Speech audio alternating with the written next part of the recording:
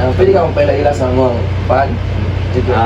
To be mailed niya mga personal technologies nila sa ito ang sa personal office niya akong gihandle ang program rice program sa topic ako mo total sa topic. Good morning again, sir. We're from Crystal Lake College, student of BCMT3, Antares, and as for our project, we would like to conduct an interview regarding on the environmental issues and how you prevent it. So, sir, we have some questions here. First is,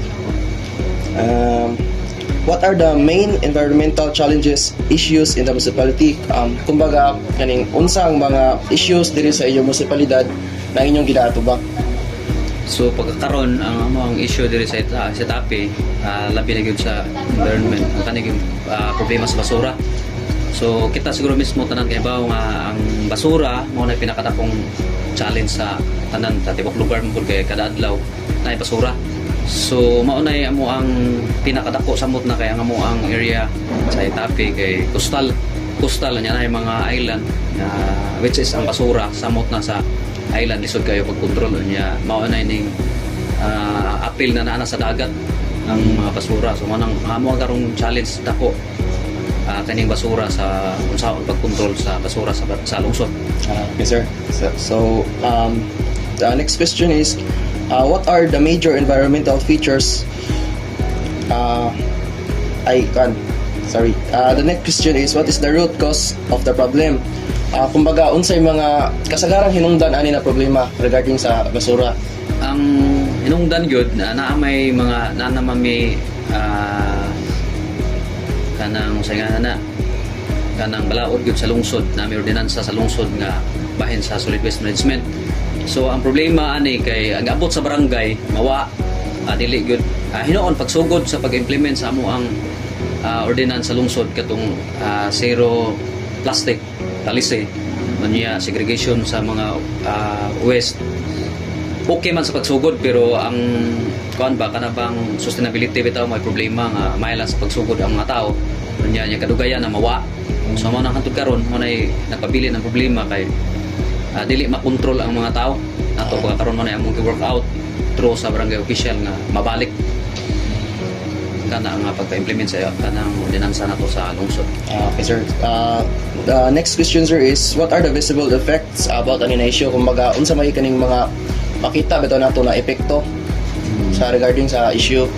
So una nga epekto no ang hitabo una nga epekto kaninang climate change nga amo ang hitabo karon bisan gani sa amo ang rice area sa Hitape. Sa una kining coastal nga barangay dili na siya maabot sa dagat ang basakan. Pagkakaroon na nami 10 to 15 hectares nga basakan nga wala na natamni as of 2024 kay maabot na sa dagat. Maabot na sa dagat kay ang among posible usa sa nakakuan nga nangapara ang katong mga gikan bitaw nga netabo nangabara ang gikan sa naay mga outlet punta sa dagat nga gikan sa mutas coastal nangabara nga mo na ang dagat nga musud sa babaw nya high tide maglisod og balik unya low tide mo nang mabilin dito sa basa sa mga basura nya mao na amo ang gi tan-aw ron nga kasagaran gyud sa dinhi sa coastal ng mga barangay nga 9 barangays basura ang nakaingon dili lang sa dagat hasta ang sapa namo nga mo overflow na ang amo ang dagko nga sapa kay tungod na nay nakabara nga basura mo na usa nga epekto sa amo ang rice area sa Hitape pagkakaron. So next, sir, is about sa law and policy. The question is, are there existing local ordinance or programs addressing these issues? Kumbaga, na ba tayong mga local ordinance or mga implementar para ma-address bitaw ni mga issues? Since 2019 pa man siguro na among ordinance or kung sipya 2019 or 18 sumato kung gingon ganina nga sa pagsugod mo nang amo nang gipa review balik ng among ordinance nga gipa-adapt na mo balik sa barangay kay gi-adapt na sa una since 2019 or 18 siguro to pero mao lagi to kung gingon nga maila sa pagsugod nya mo nang gipaningkamutan namo kay sa among opisina pod under pod ang solid waste management gipaningkamutan namo nga ma-implement og balik ma-adapt og balik sa barangay nga practice kay mao na usa gyud mo nakita nga tindak ko ang problema sa basura naa natay kanya hasta pod ubang mga barangay naa pod sila ikaw galingon nga ordinance. So, next question, sir, is how do these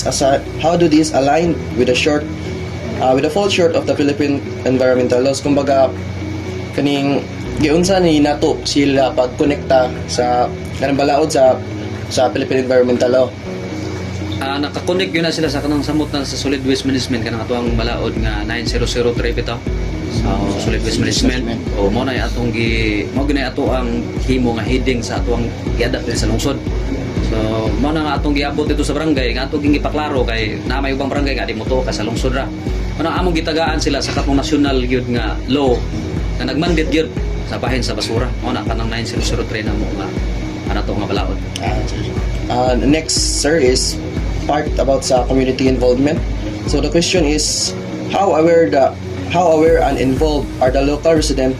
in environmental protection? So kanang unsa sila ka-aware bitaw, sir, sa kaning sa ordinansa na gipa-implementara pareha sa imong giingon na gikan jud sa national ang gipa-implementara. Ang nahitabo ana karon mao sa amuang lungsod karon sa since 2024 na ami barangay evaluation. Nagsugod 2024 nya bago lang nahuman karong tuiga 2025 pod kay every year man amo ang barangay evaluation. Usa na nga among gipakadaan kanang sa solid waste management nga amo gyung gipaabot sa council o sa ilahang constituent sa barangay nga unsa kalig-on ang balaod. So naa na among giklaro nga naa na sila kung naay barangay nga wala nag-adapt or wala nagsunod ana karon man among gibalik nga wala sila nagsunod anang balaura or wala sila nag-adapt sa ordinansa o sila ordinansa nga gikuan bahin sa solid waste naa sila scoring bitaw na nya usa sila nga warningan sa DILG kay ang kanang amo ang barangay evaluation ang nag-spearheading ana ang DILG mo na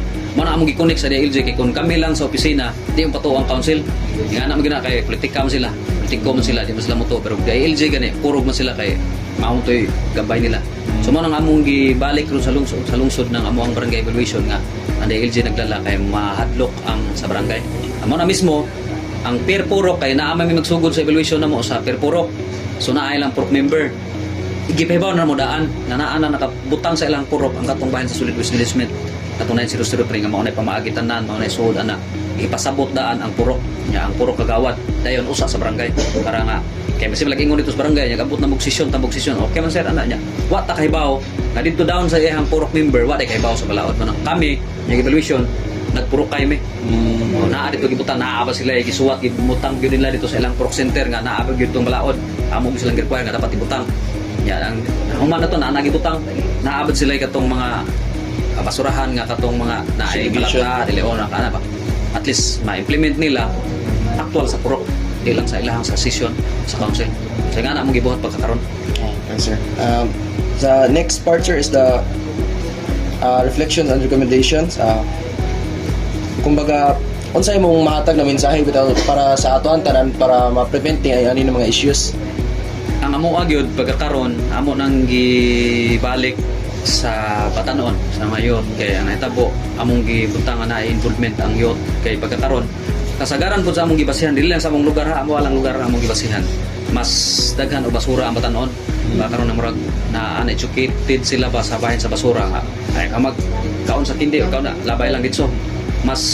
na educate tong mga tiguwang unang karon among usa sa among evaluation gi-involve na mo ang iski so mga batanon mo ay dapat sila'y nakahibaw bahin sa atong balaod sa solid waste management kay ang ug atong ikuan sa population pod mas daghan ang batan-on kaysa mga tiguwang nya which is ang mga batan-on may piktuhan ani kaysa mga tiguwang ang effect ba sa environment bahin sa basura wa naman na kanang mga tiguwang na to matay naman na pila ka tuig pero ang kita nga batan-on pa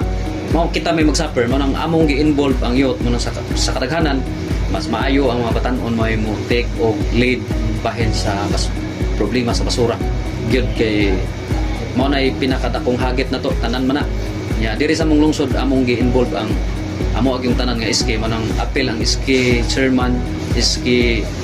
council sa barangay nga ipa-adapt na mo sa sulod niya naa sila activity every week sa kanang gitawag nila kanang community marog sibak ba